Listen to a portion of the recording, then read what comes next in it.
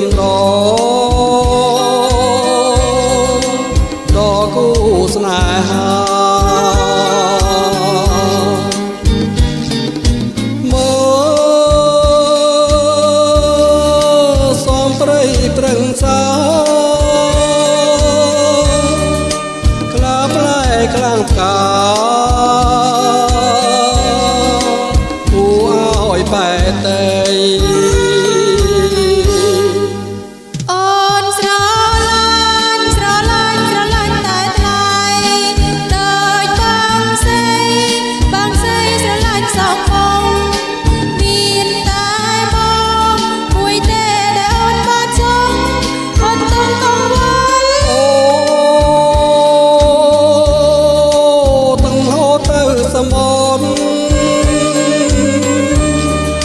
ដោយក្តីស្នេហ៍បរិសុទ្ធ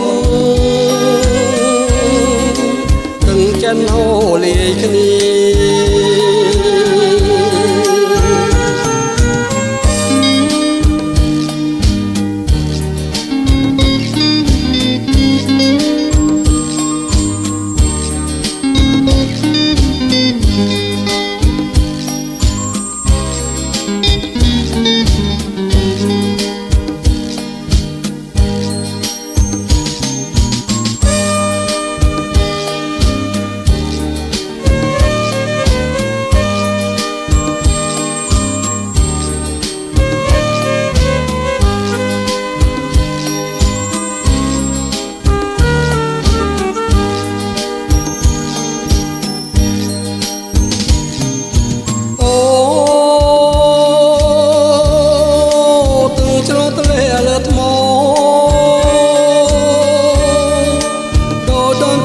កំដរ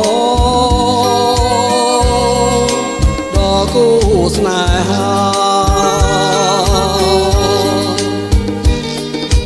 មកសំព្រៃប្រឹងសា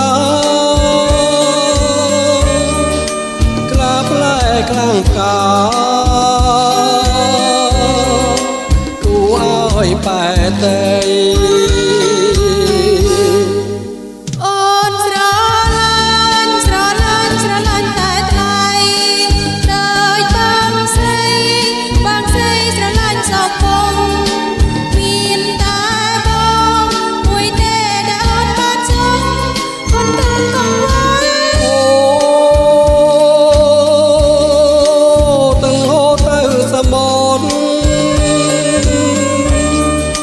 ដោយក្តីស្នេហ៍បរិសុទ្ធ